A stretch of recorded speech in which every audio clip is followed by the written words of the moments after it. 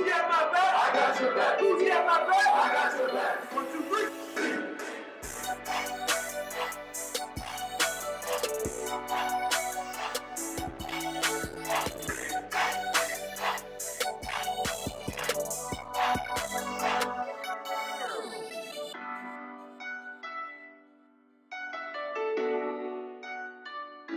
Okay, tell us who you are. Okay, I am Heidi Mitchell. I've been teaching kindergarten for almost 20 years. What I wanted to talk to you about today was kid writing and what it has done to help me become a much better teacher of writing. Kid writing was brought to our school district about 5 years ago. It was fully implemented 4 years ago, and I have seen such a dramatic change in the way that my students write, and therefore, reading and writing are so connected, so therefore how they're reading also. The really cool part about kid writing, what I have learned over the last 5 years of doing it, is that kids used to be so afraid of writing. I would have kids crying because they were afraid of being wrong. Now kid writing is one of the most exciting things that we do during the week. We do it twice a week. We do it on Tuesdays and Thursdays. I can certainly share at a later time how we implement it with parent volunteers and with an instructional aide that we have for an hour a day who's in the classroom with me. Kid writing it's not a curriculum. This is the book that we've used to implement it. It's a philosophy of teaching kids to write. Eileen Felgus is the writer of this book, and I think there's been another edition since this one, but the way that it teaches kids to write and the excitement that they have for it, and it's just really writing without being afraid of being wrong. The impact that it has had on my teaching is really, really crazy.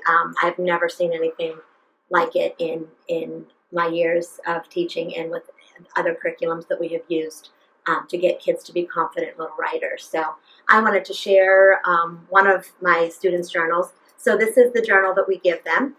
We have these made and ready for them from the beginning of the school year. On their very, very first day of kid writing, we do something called an I love page. Sometimes the kids will run out of ideas, so they can go back to their I love page, and this little girl has some of her things are she loves the swings, she loves baseball, she loves her Barbie house, her favorite color is pink, she loves rainbows. So if she ever runs out of ideas of things to write about, she can go back and look at the I love page. But it starts with baseline stuff. All starts with baseline, and I can share also, we do something at the very, very beginning of the year called a monster test, and what the monster test is, you give them 10 words that they have to write, and I was looking for it in here, but I can share a copy of it. The monster test, here it is. You give them 10 different words that they have to write. And we do it 4 times a year. So we do it very, very early in the year. We do it again right before parent-teacher conferences in October. We do it in January. And then typically we do it one more time at the end of the year. And they have to spell 10 different words. And when you see the progress that they made just from the encompassing program of kid writing, and we also do a program here called Haggerty, that really helps with phonemic awareness and letter identification. So, but you do a baseline test at the beginning of the year, and we also do something in kid writing. This is our baseline for kid writing, and we just call it sample, or it's just a self. The kids do it completely alone. This is without any teacher input, any volunteer input. This is simply their own work. So we start with the date, and then on this very first day, this was on September 17th, I just told the kids, I know that you don't know how to do a lot of writing yet. If you can get some words down, that's amazing. If you just want to tell me what you're writing about in your picture, that's fine. So this little bug did, I like cupcakes. And she has some letters, and you can already see that she has a pretty good idea of letter knowledge. So she has an I, she has an L and a K for like, and then cupcakes is sort of a little bit of a blur there at the end. And it's really cute now because we'll go back to their first page when we're doing some journal sharing, and we'll talk about how amazing it is. We just talked the miracle of kid writing, that you could go from this on September 17th to something that looks like this. This was her very last kid writing that we did just past Tuesday, and her story is about a leprechaun. So here's my bunny. And there's his big happy bunny tail. So now I want to write about our marble jar party. So I'm going to say on Friday. Help me with on. Good job. What kind of O do I need? Good job. On Friday. Friday. D-A-Y. On Friday, we got that from our calendar. Very good. On Friday, we will. What ill? Great job. Have. Why do we need that E on the word have? What does it do? Raise your hand if you can tell me what it does. Alan? It makes the other letter say its name. It makes this letter say its own name. Magic E. Very good. On Friday, we will have a good behavior party. Good.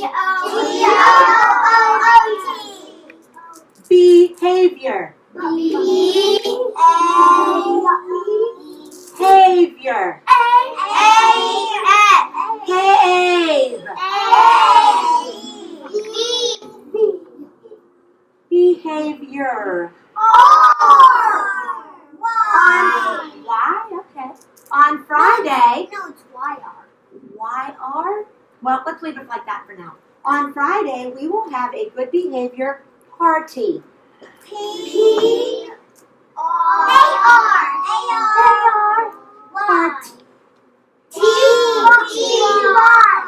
On Friday, we will have a good behavior party. Excellent job. And I'm going to say, I will bring a bunny. I will bring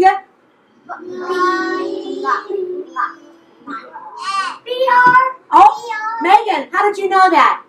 Of our blends. Very good. I will bring. I will bring a bunny.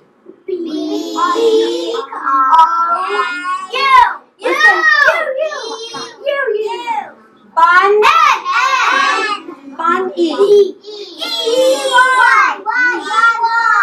Oh my goodness. And what do I need at the end of the sentence? What does that period say?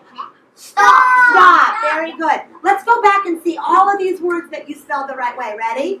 On Friday, we will have a good. Let's check out how we do behavior like a grown-up. It's okay. That's a hard word. B-E-H-A-V-I-O-R. Behavior, party. Great job on party. I will bring a bunny. Excellent job. Now,